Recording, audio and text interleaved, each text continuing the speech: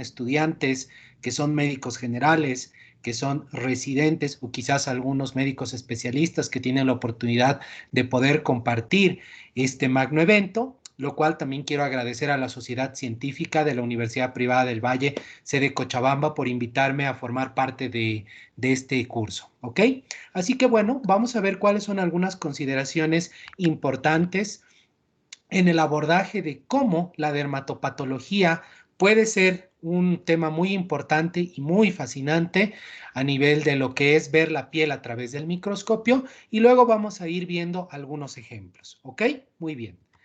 Quiero comentar que para presentar esta charla no tengo ningún conflicto de interés con ninguna sociedad a nivel nacional ni internacional, ni tampoco con ningún laboratorio con los que trabajo. Dentro de mi disclosure, soy speaker de las siguientes marcas en Bolivia y trabajo con ellas.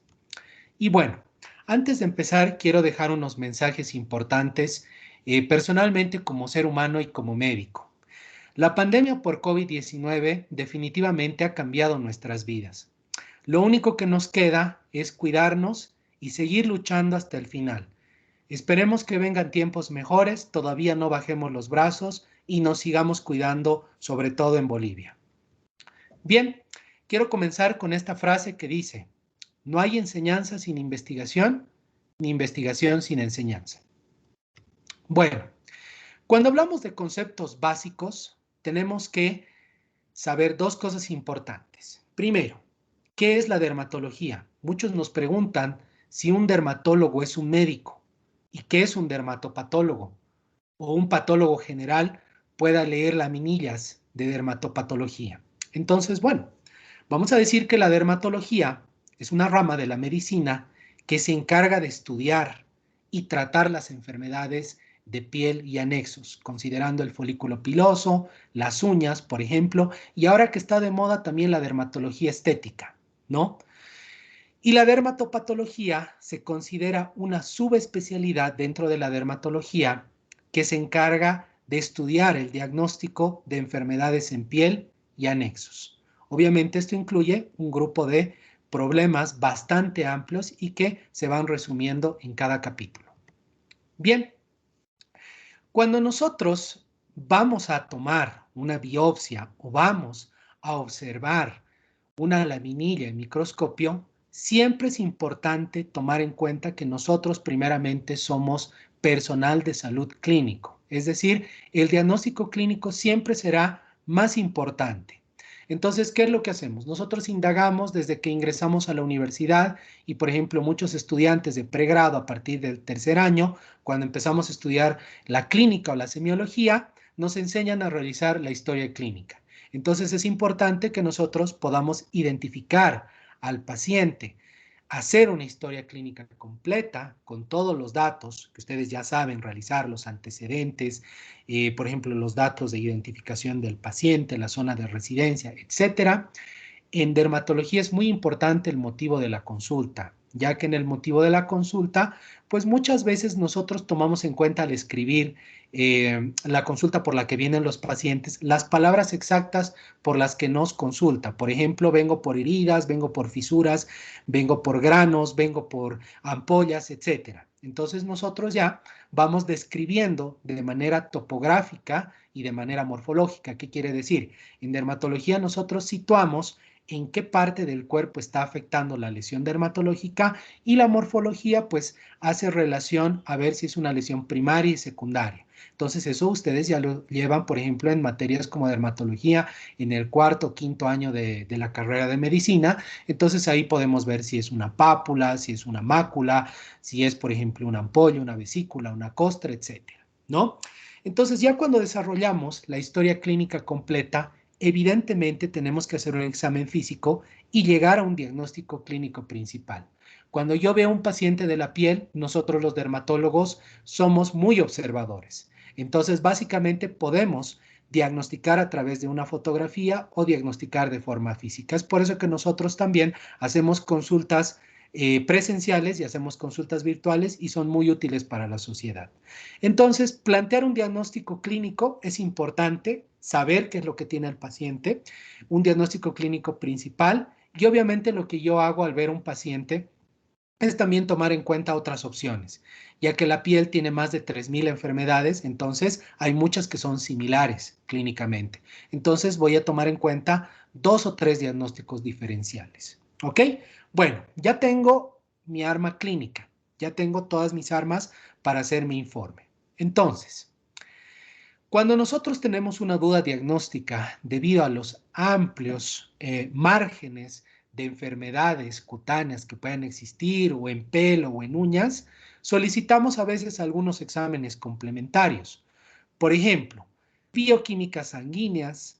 Les doy un claro ejemplo de un paciente con un trastorno metabólico como una diabetes mellitus tipo 2, por ejemplo, descompensada, que puede desarrollar varios problemas cutáneos. Y a veces muchos pacientes no tienen sintomatología clásica, por lo cual el paciente viene con una comezón, por ejemplo, en la piel y le tomamos un examen de bioquímica sanguínea, una glucosa y resulta mayor a 140, 150 en ayunas y detectamos que el paciente es diabético, ¿no? Entonces, ahí es importante tomar en cuenta estos exámenes. Exámenes de gabinete, por supuesto que sí, tomamos en cuenta la imagenología, por ejemplo, si es que el paciente viene con una deformación a nivel de los pies, una consulta muy frecuente en la exostosis ungueal. Nosotros diagnosticamos clínicamente, pero nos apoyamos a través de una imagen como una radiografía simple, ¿no? Y bueno, ya nos vamos al punto más importante, que es este, que es el método de diagnóstico llamado biopsia. Muchos han debido escuchar de este término. La biopsia se puede realizar en cualquier parte del cuerpo humano. Sin embargo, hoy vamos a dar las consideraciones de la biopsia cutánea, que son importantes en los conceptos básicos que uno debe tener a la hora de hablar de dermatopatología.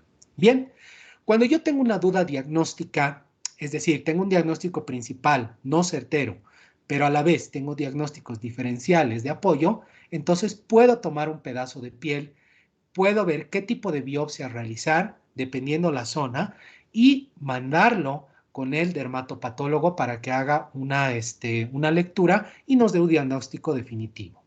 Bien, entonces, la biopsia puede ser un procedimiento que se puede realizar fácilmente en un consultorio, es un procedimiento mínimamente invasivo. Muchas veces en la parte privada, yo que trabajo, no necesitamos un ambiente muy sofisticado.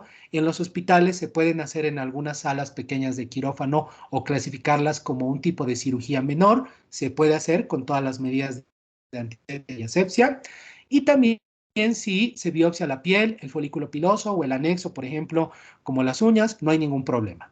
Lo que nosotros tenemos que observar acá es justamente situar la topografía, si está en cabeza, si está en extremidades, si está en tórax, cara anterior, cara posterior, etcétera, si está en pelo, si está en alguna parte del folículo piloso, mucosas como genitales, por ejemplo, labios, o si está en las uñas, que será diferente, ¿no? Ver cuál es el tipo de biopsia, si es una biopsia por rasurado, por sacabocado, incisional, excisional. Entonces, clasificar el tipo de biopsia que nos será útil para que el patólogo pueda realizar con calma los cortes. Por ejemplo, ahorita vamos a ver algunos materiales importantes como un sacabocado, un mango de bisturí, una hoja de bisturí muy delgada, un frasco de plástico con formol, una pequeña jeringa de insulina con lidocaína o con lidocaína y epinefrina, guantes, etcétera, que son cosas básicas que uno debe tener, ¿no? Y obviamente, si nosotros estamos estudiando una lesión, debemos ver cuál es la mejor zona, y ya que hay muchas enfermedades donde se debe mejor tomar en cierta zona, en cierto tercio anatómico, para que el diagnóstico sea más certero. La profundidad también será muy importante. Muchas de las biopsias más correctas se hacen a nivel de tejido celular subcutáneo, es decir, piel, epidermis, dermis, tejido celular subcutáneo, y de esa forma podemos ver un panorama amplio al microscopio de toda la piel, ¿ok? La recolección de la muestra es importante, almacenarla y los resultados que se van a enviar al dermatopatólogo para que él, a través del informe que nosotros le vamos a mandar con una historia clínica breve, una descripción, nuestros diagnósticos, él también puede estar orientado, ¿no?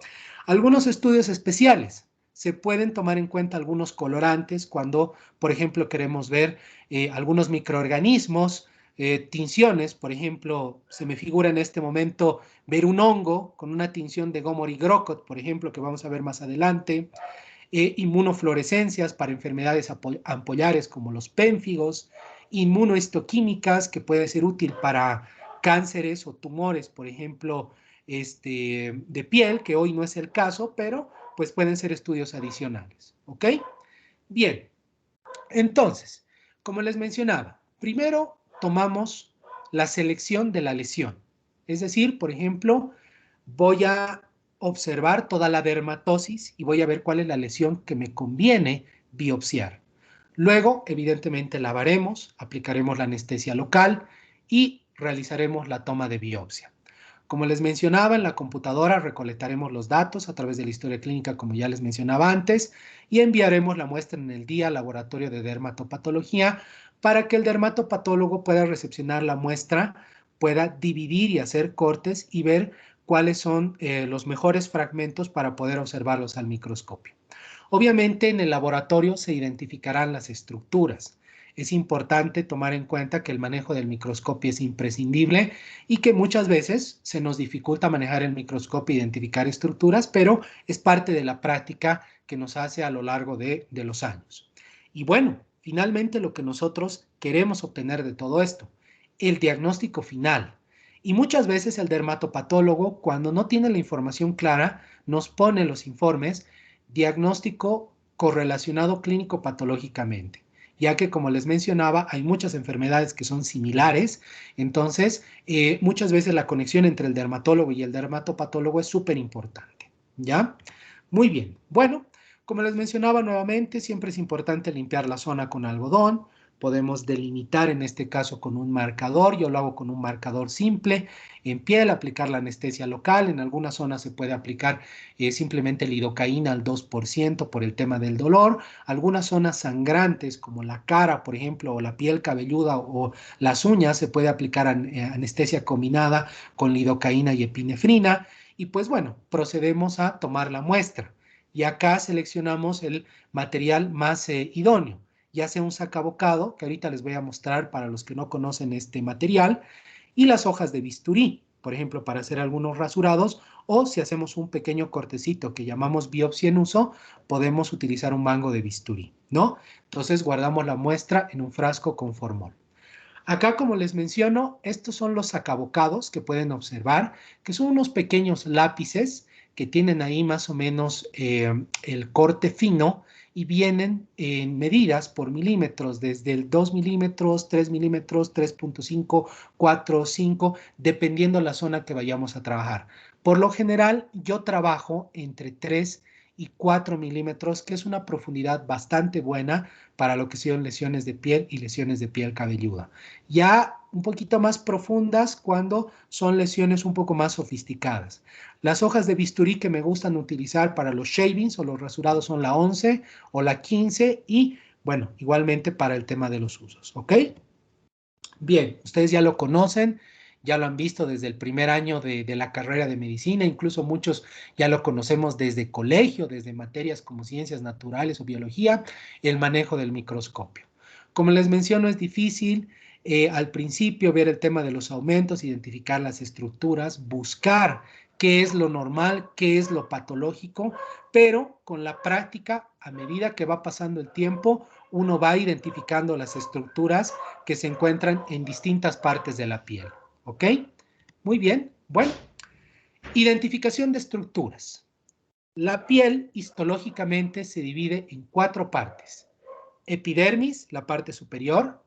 Dermis, es la que viene al medio, un poquito más abajo, dermis superficial profunda.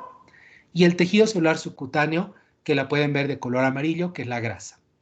Entonces, para nosotros, lo más importante será al principio identificar las células comunes y qué células se encuentran en cada parte de la piel, aparte de estructuras como nervios, vasos sanguíneos, etc. Obviamente, lo que nosotros estamos buscando es identificar procesos inflamatorios. Hay distintas estructuras que se pueden observar cuando vemos dermatopatología, entonces identificamos, por ejemplo, cuerpos extraños, virus, bacterias, parásitos, hongos, procesos inflamatorios, como vasculitis, y algunas lesiones comunes, como lunares, llamados nevos, queratosis seborreicas, los cánceres de piel y otras estructuras más que se van desarrollando a lo largo del estudio normal de la piel en histología. ¿Ok? Bien. Bueno, entonces, les voy a ir dando algunos ejemplos importantes. Yo sé que al principio para ustedes va a ser un poquito difícil identificar, pero les voy a ir mostrando algunas laminillas bastante interesantes de algunos casos reales que yo he tenido en consultorio y algunos casitos que sí son bonitos que los puedan apreciar. Entonces, yo lo he clasificado así: patología común no neoplásica, dermatosis reaccionales. En las dermatosis reaccionales ustedes tienen los famosos eczemas, la dermatitis de contacto, es decir, esa dermatitis por el alcohol, por ejemplo, la dermatitis atópica, que son los niños con piel seca, las reacciones alérgicas a medicamentos, por ejemplo, como los anticonvulsivos, un síndrome de Dres, en este caso la dermatitis seborreica, las dermatitis del pañal. Por lo general, dentro de este capítulo, mencionarles que la mayoría de los diagnósticos pueden ser clínicos. Sin embargo, cuando hay mucha duda diagnóstica, se puede tomar una biopsia para realmente saber el diagnóstico. Dermatosis infecciosas, pues una de las cosas que más vemos, tenemos bacterias como impétigos, por ejemplo, en dermatología pediátrica, tenemos algunas bacterias o algunas enfermedades de transmisión sexual que se ven muy bonitas, como la sífilis, las famosas espiroquetas o los treponemas. Podemos ver hongos, aunque muchas veces el hongo se determina observando un examen directo con hidróxido de potasio, por ejemplo, un cultivo, pero también se puede hacer un examen, se puede hacer una laminilla histológica para ver un hongo, por ejemplo, un dermatofito que puede causar una onicomicosis. Y también podemos ver algunos virus como los papilomas, los moluscos contagiosos, parásitos como las escabiasis, las liendres, etcétera, ¿no? Las vasculitis, por supuesto, que es es uno de los motivos de consulta más frecuentes y difíciles de poder diagnosticar para nosotros clínicamente. Entonces sí nos apoyamos mucho de las biopsias, las alopecias que están de moda, es decir, la tricología, que es la subespecialidad que estudia las enfermedades del pelo. También cuando queremos estudiar alguna alopecia cicatrizal, por ejemplo, alguna celulitis disecante, alguna alopecia frontal fibrosante, por ejemplo, podemos tomar una biopsia. ¿Ok? Muy bien. Enfermedades eritematodeescamativas. ¿Quién no ha escuchado de la pitiriasis rubra piral?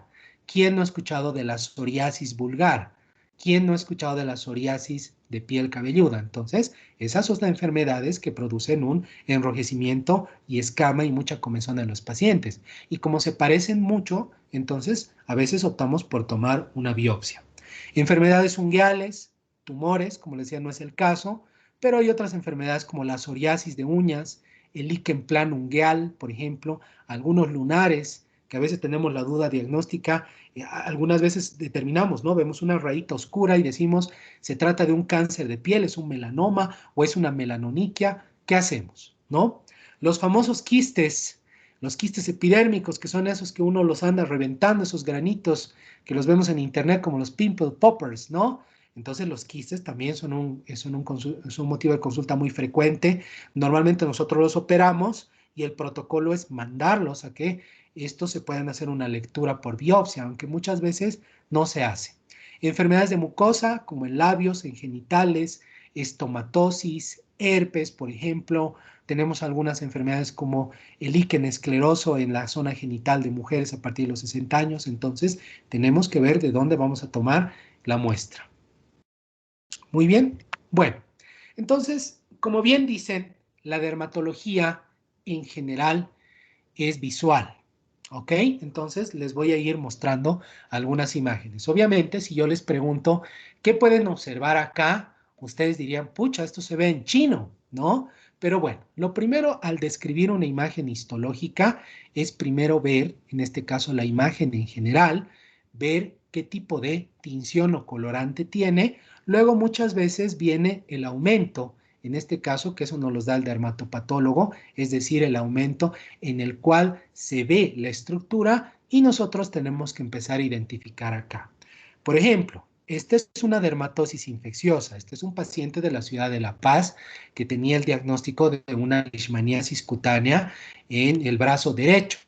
Entonces, este paciente, nosotros le tomamos una biopsia y si ustedes pueden observar, esta es una imagen teñida con hematoxilina y eosina, donde se puede observar en dermis esta zona que estoy señalando, que justamente hay unas pequeñas estructuras acá ovales que serían los parásitos justamente de la leishmaniasis, ¿ok? Acá hay algunos infiltrados que son algunos linfocitos que están acá alrededor. Ustedes saben que cuando hay un proceso inflamatorio infeccioso y un bichito está adentro del cuerpo, entonces las células por respuesta inmune se van agrupando y desarrollan como un método de defensa.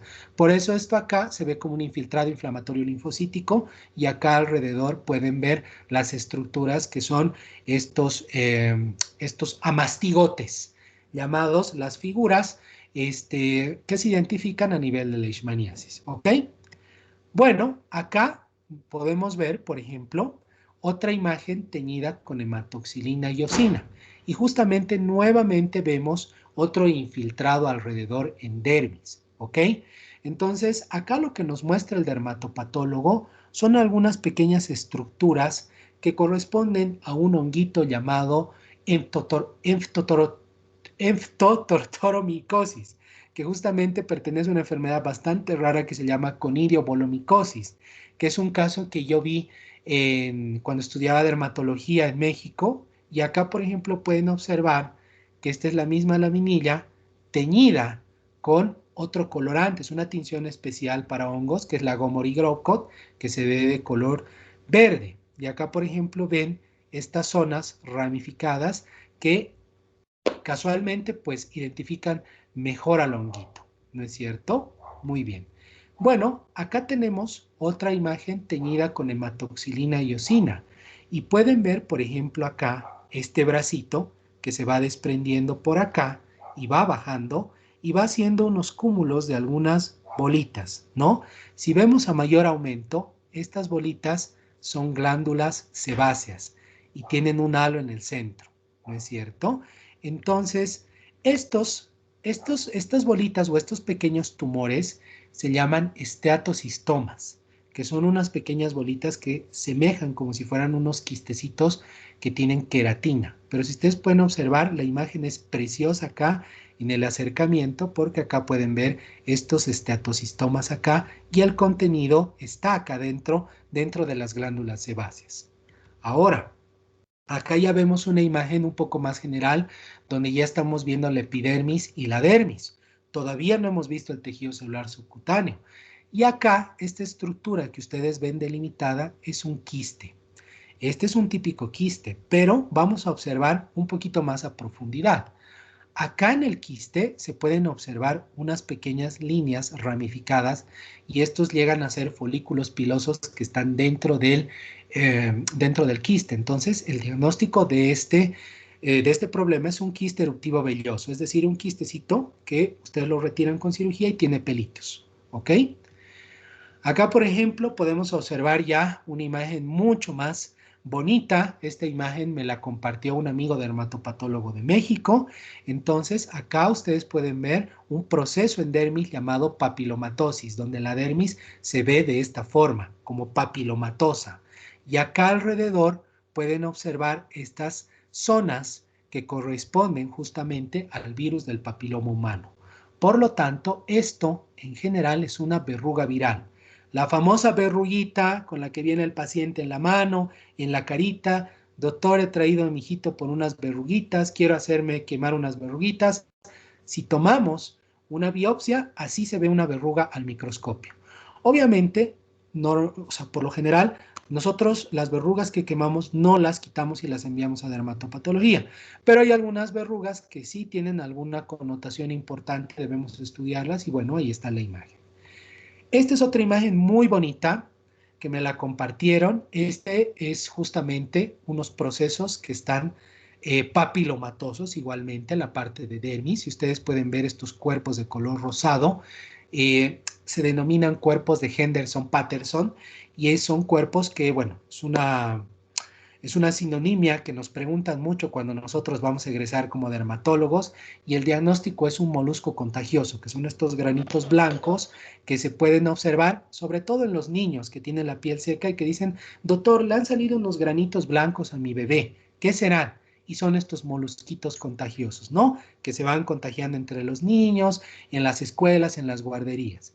Y Henderson Patterson, pues, fueron quienes identificaron estas estructuras al microscopio y le dieron este nombre. Entonces, como ven, esta es otra imagen que es preciosa y que por lo general para nosotros, cuando estudiamos y somos residentes de dermatología, siempre nos preguntan estas laminillas. Entonces, se la comparto. Muy bien, acá tenemos otra imagen muy clásica, ¿no? Acá podemos ver una epidermis que más o menos en esta zona está un poquito engrosada y hay una separación entre piel y piel y, por ejemplo, esta zona que está un poquito más engrosada, que nosotros llamamos acantosis. Entonces, esto llega a ser una psoriasis vulgar clínicamente. Hay algunos hallazgos importantes como estos puntos blancos que se llaman microabscesos de Munro, que se pueden observar y hay distintos hallazgos histológicos que pueden determinar una psoriasis. También puede estar comparado con una dermatitis seborreica en diagnósticos diferenciales, con un líquen simple, etcétera, ¿no? Pero esto es una imagen de psoriasis clásica, ¿ok? Muy bien. Bueno, acá tenemos otra imagen muy importante que les quiero comentar. No se ve muy bien nítidamente, discúlpenme por el tema de la nitidez con esta última imagen, pero sí quiero que aprecien la parte de la dermis, quiero que aprecien este proceso sobre todo, que está más o menos como una bolita queratinizada en zona de dermis, perdón, en zona de epidermis, ¿no? Llegando a la dermis. Entonces, en ese aspecto, el diagnóstico de esta laminilla es una queratosis seborreica. Las queratosis seborreicas son esas manchitas oscuras que a veces ven en personas mayores y dicen, ah, es que mi abuelito tiene un lunar que no se le quita o una verruguita oscura. Entonces, si ustedes toman un pedacito de esa queratosis seborreica que no es maligna por si acaso, van a observar estos tapones córneos, así se llaman, o tapones de queratina, que se observan. Quizás esta no es la mejor fotografía, pero acá podemos observar un tapón de queratina muy clásico de una queratosis seborreica. ¿Ok? Entonces, como ven, en estos minutos he tratado de más o menos mostrarles un poquito de las ilustraciones que nosotros observamos como dermatólogos y que también colaboramos en el trabajo con nuestros colegas dermatopatólogos en el país. Y bueno, yo que trabajo en México también, les mandamos las laminillas y nosotros también en algunos casos nos toca pues desempolvar el microscopio e identificar estructuras, ¿no? Entonces, el enfoque importante que ustedes deben saber es que independientemente de conocer las estructuras normales, que no las hemos mencionado hoy porque es una tarea que se van a llevar a casa, es importante que ustedes conozcan la amplia variedad de enfermedades en piel, folículo piloso, en uñas, que ustedes pueden ver acá. Realmente las imágenes son muy, muy bonitas, son fantásticas y podemos identificar muchísimas estructuras. Pero más o menos ustedes tengan una idea de que cuando vean al microscopio, pues imagínense cómo identificar una estructura, cómo ver un parásito, cómo ver una bacteria, cómo ver un tapón córneo, cómo ver un cáncer. Es decir, ustedes busquen la forma propia de tener como una mnemotecnia, ok, los triangulitos van a ser estas células, los cuadraditos van a ser estas células, entonces busquen la imaginación, que así es mucho más fácil el aprendizaje, ¿ok? Acá, por ejemplo, les muestro un quiste. Y este es el típico quiste, que es el pimple popper, que, como les digo, es el paciente típico que se aprieta el granito y dice, me sale contenido, pero nunca sana el granito. Entonces, este es un quiste total. Este se saca por cirugía, se manda a estudiar y miren, es como un huevito y adentro está toda la queratina. Espectacular la imagen. Y acá, por ejemplo, miren, esto es una vasculitis. Acá prácticamente ven la epidermis que está normal, aquí están los melanocitos, los queratinocitos, pero acá, por ejemplo, ven un proceso inflamatorio donde hay este cúmulo de células que están teñidas justamente de color morado y eso hace que no sea normal. Esto, por ejemplo, está generando un proceso inflamatorio. Esto es una vasculitis leucocitoclástica y esto puede ser sugerente de cualquier tipo de vasculitis, ¿ok? Y esto, por ejemplo, ya la partecita blanca, que en realidad si se dan cuenta, esta es la misma imagen del mismo paciente en la parte de arriba y esta es la segunda parte. Entonces, esto es una vasculitis de un paciente que tiene una paniculitis. La paniculitis o la inflamación de la piel se llama así en el tema de la grasita, y si ustedes pueden observar, esto es lo más profundo que vemos en la biopsia, que es la grasita de color blanco. Si ustedes ven, la grasita está como septada por acá. Esta es una paniculitis septal. Entonces, este es un paciente que yo vi que tiene, el diagnóstico es un eritema nodoso. Y esto es bien curioso porque son unas lesiones dolorosas que salen en piernas que pueden ser secundarios al uso de medicamentos o procesos infecciosos. Esta paciente que yo vi en La Paz, y es un trabajo que yo presenté en México, fue un eritema nodoso secundario a clamidia trachomatis, es decir, la muchacha traía una enfermedad de transmisión sexual por clamidia y la clamidia le estaba produciendo lesiones en las piernas, más que ella no sabía. Le tomamos la biopsia, aquí observamos la vasculitis y acá obviamente vimos la paniculitis septal, y este es un trabajo que lo vamos a publicar el próximo año y esto se lo voy a compartir a sus compañeros para que puedan tener conocimiento una vez que ya esté publicado, ¿no? Entonces esto es la grasa y como pueden ver está septada, entonces esto es una paniculitis septal. Si estuviera agrupada solamente en racimos, llamamos paniculitis lobular. Paniculitis porque es de la grasa y está inflamada, entonces esa es la reacción que está produciendo, ¿ok? Muy bien, creo que será la última. Entonces, como les digo, yo creo que la idea de esta charla es pues darles un enfoque sumamente común de todo lo que nosotros vemos los dermatólogos, pero que ustedes conozcan desde ser estudiantes de pregrado, médicos, residentes e incluso médicos afines que no se dedican a la dermatología, pero que sí, también todos los médicos estamos conectados porque hacemos manejos integrales. Entonces es importante conocer todas estas cosas, ¿ok? Como comentarios finales, me gustaría mencionar que debemos identificar y correlacionar un diagnóstico clínico patológico. Sin embargo, reitero, el diagnóstico clínico, muchachos, chachas, no se reemplaza nunca. Primero somos clínicos. Luego, si tenemos la duda, mandamos a hacer un estudio histológico o patológico, ¿ok? Observar las estructuras más comunes en piel, como les digo, y anexos, es una tarea que se van a llevar a la casa.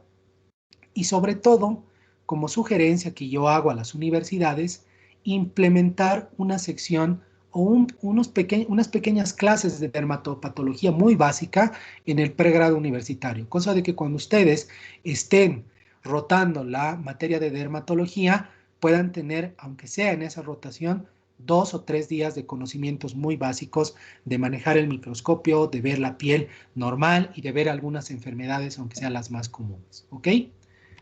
Por su atención, muchas gracias. Esas son mis redes sociales. Y bueno, querido Marcelo, te dejo a ti las preguntas por si hay alguien que quiere Y preguntar. Bueno, una pregunta, doctor, que dice, doctor, ¿el líquen plano se diagnostica a través de la biopsia? ¿Cuál sería la causa y cómo se le puede tratar? bueno, el líquen plano es parte de las enfermedades, vamos a decir, de las dermatosis reaccionales, así como el eczema, la dermatitis atópica y demás cosas. Si estamos hablando específicamente del líquen plano, este tiene una etiología desconocida. Muchos libros dicen que el estrés es un factor desencadenante, hay algunos factores virales, por ejemplo, que también pueden estar asociados, pero la mayoría tienen un componente genético. Entonces, lo primero, identificar el líquen, porque son pápulas que están agrupadas y estas pápulas normalmente forman una placa que está engrosada en la piel. Eso se llama proceso de liquenificación. Esto genera mucha comezón, tiene un color más o menos como morado, rojizo morado, puede situarse en diferentes partes del cuerpo, a veces son placas, son pápulas únicas formando una placa en cualquier parte del cuerpo y como les digo, el paciente viene por comezón. Es importante el diagnóstico clínico, se puede diagnosticar de esa forma, si hay una duda, se puede tomar una biopsia de piel con un punch, muy fácil, y el tratamiento sencillo, ¿no? En algunos casos, si es un líquen plano, solamente se puede tratar con corticoides de baja potencia como una hidrocortisona, un fumarato de mometasona. A veces hay líquenes que son generalizados que ya se tratan con medicaciones más amplias como corticoides orales, prednisona, por ejemplo, o algunas otras alternativas como los inmunomoduladores, el tacrolimus tópico, ¿no? Entonces, esa sería la cuestión. Pero diagnóstico siempre, siempre clínico. Ya. La siguiente pregunta es, bueno, dice, buen día, doctor, excelente ponencia. Mi pregunta es sobre los quistes en las trompas de falopio. ¿Cuál sería su aparición tanto dentro como fuera de las mismas? La segunda, ¿cuál es su causa de aparición? Puede ser hereditario. Y la tercera, en caso de tenerlas de un pequeño tamaño, de 1 centímetro a 2, ¿sería un riesgo medio o bajo? Muchas gracias. Es una buena pregunta. Todos los quistes son genéticos. Todos los quistes son genéticos, lamentablemente, en cualquier parte del cuerpo. Así que yo creo que lo importante de los quistes en general, independientemente de la topografía, es lo siguiente. Si nosotros vamos a observar un riesgo, es decir, si el quiste, por ejemplo, es un quiste pequeño de 1 a 2, entonces lo podemos mantener en observación. Lo que a veces nosotros es solicitamos un estudio de imagen, vemos qué contenido tiene el quiste y si realmente no es un quiste que puede evolucionar a ser más grande, entonces se puede mantener en observación. Hay algunos que deciden quitarse el quiste mediante cirugía, pero no es una indicación como tal. Entonces, yo creo que si es un quiste, como mencionan, de ese tamaño, yo lo mantendré en observación una vez cada año y le pediría estudios a los 12 meses, es decir, una vez anual, anual, anual, anual. ¿Ok? No habría necesidad de operarlo por mi parte. Ok, pues, Pablo, ¿podrías activar tu micrófono? Sí, hola, buenos días. ¿Cómo está, doctor Uriarte? Hola, No sé si se me Pablito. escucha. Sí, ¿Qué te tal? Buenos escucho. días. Perfecto. Enhorabuena por la exposición, por la conferencia. La verdad que estuvo muy bien, muy didáctica y creo que para nosotros, alumnos de medicina, sobre todo los que ya estamos cerca de acabar, me parece muy bien, muy aplicativa. Tenía un par de preguntas, no sé si puedo preguntar eso. Cuando estaba hablando de esos dermatitis y esos problemas por alergias, ¿en qué momento se puede diferenciar? Si a lo mejor es por un producto aplicado en la piel y que ha sentado mal, o es por algo que se ha comido. Es una buena pregunta. Mira, nosotros, por ejemplo, el tema de las dermatitis como general, bueno, en términos generales, perdón, las dividimos en agudas, subagudas y en crónicas, ¿no? Entonces, de eso dependerá mucho. Si yo, por ejemplo, te doy un ejemplo muy claro, una urticaria, que es un motivo de consulta muy frecuente. Si yo tengo un paciente que ha ingerido nueces, evidentemente a las 24 horas desarrolla estas lesiones que se llaman abones o ronchas, ¿no? Entonces, en ese momento sí sería prudente observarlo, pero si yo tengo la duda diagnóstica, en ese preciso momento puedo tomar la biopsia, ¿no? Lamentablemente hay muchos pacientes que acuden con nosotros y nos dicen, doctor, yo tenía una alergia, pero ya se me pasó, sin embargo me sigue generando comezón o me sigue generando molestias, ardor y a veces es un conflicto que tenemos con los pacientes, porque en realidad si nosotros llegamos a tomar una biopsia, no vamos a observar nada al microscopio. Hay un capítulo muy importante también mencionar a todo el auditorio que se llaman psicodermatosis, que nosotros vemos muy frecuentemente, que son pacientes que son psiquiátricos, que se autolesionan la piel, por ejemplo, y a ellos, por ejemplo, les hacemos biopsias para que tengan certeza y estén tranquilos y hacemos el manejo en conjunto de dermatología con psiquiatría. Pero si, por ejemplo, otro ejemplo claro, ¿no? Utilizamos una crema, por decirles que compramos en la calle, este tipo de cremas hacen reacciones inmediatas a las 2, 3 horas. Entonces, en ese momento identificamos la dermatitis y ahí sería súper importante que el paciente vaya y nosotros tomemos la biopsia y se va a ver increíblemente porque vamos a ver un infiltrado con justamente los neutrófilos ahí y se va a ver muy bien el proceso inflamatorio, ¿no? Entonces, en el tema específico, querido Pablo, de las dermatitis, yo creo que hay que actuar en ese momento, no cuando ya han cedido, ¿no? Y ver cuál es el tiempo de evolución, si es aguda, subaguda o si es crónica.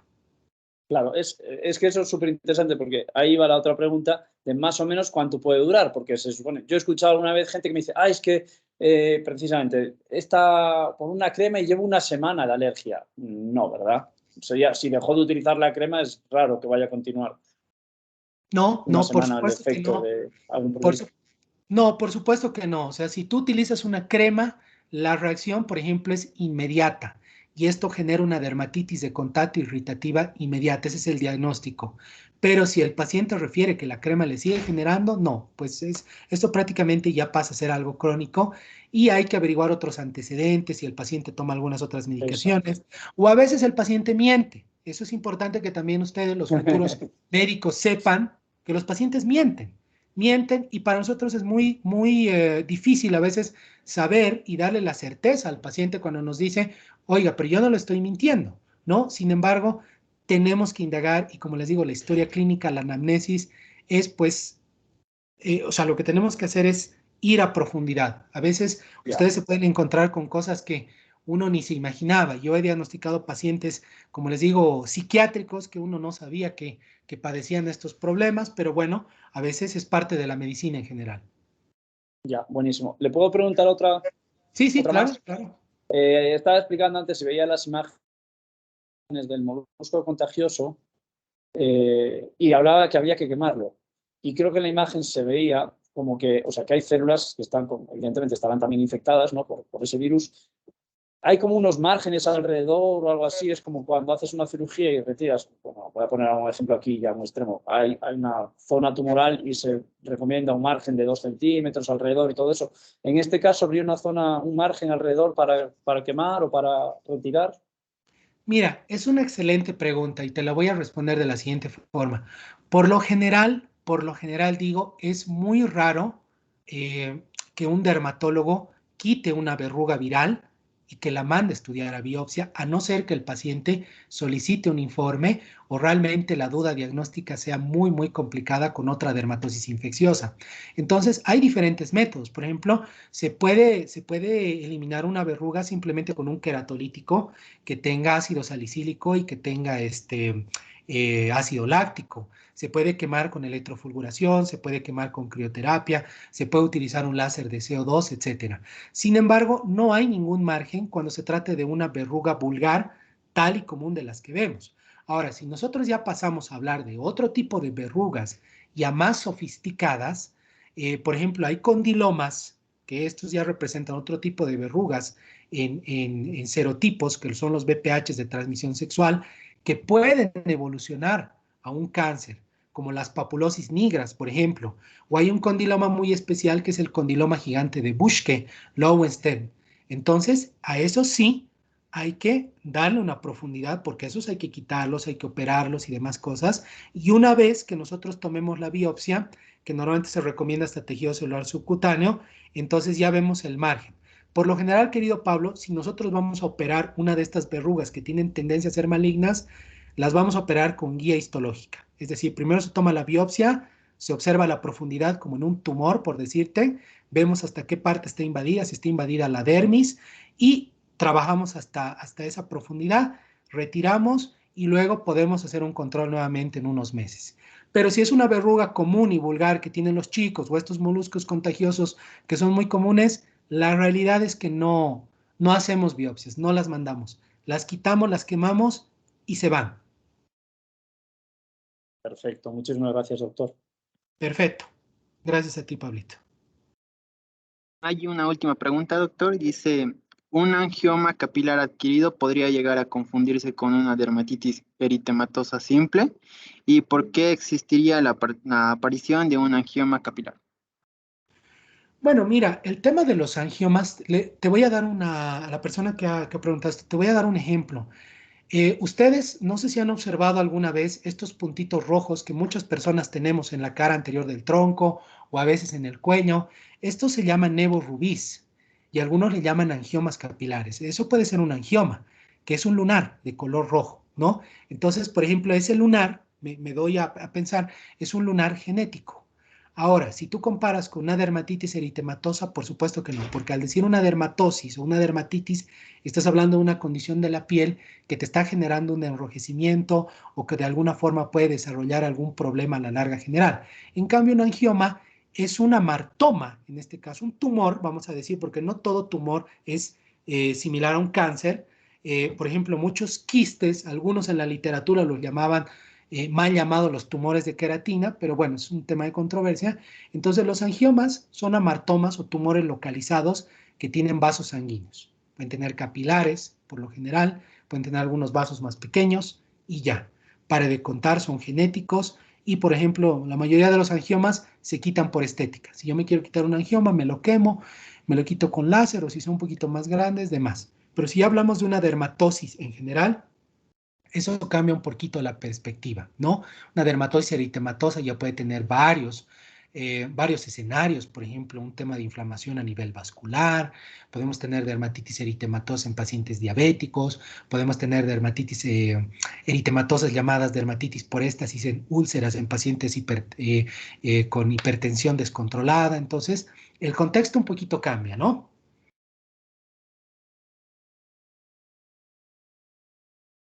Bueno, creo que eso es todo, doctor. Muchas gracias. A nombre de la Sociedad Científica de Medicina, Cochabamba, de la Universidad del Valle, le agradezco haberse tomado un tiempito para podernos dar esta maravillosa ponencia. Ha sido un honor ser su moderador y muchas gracias por todo, doctor.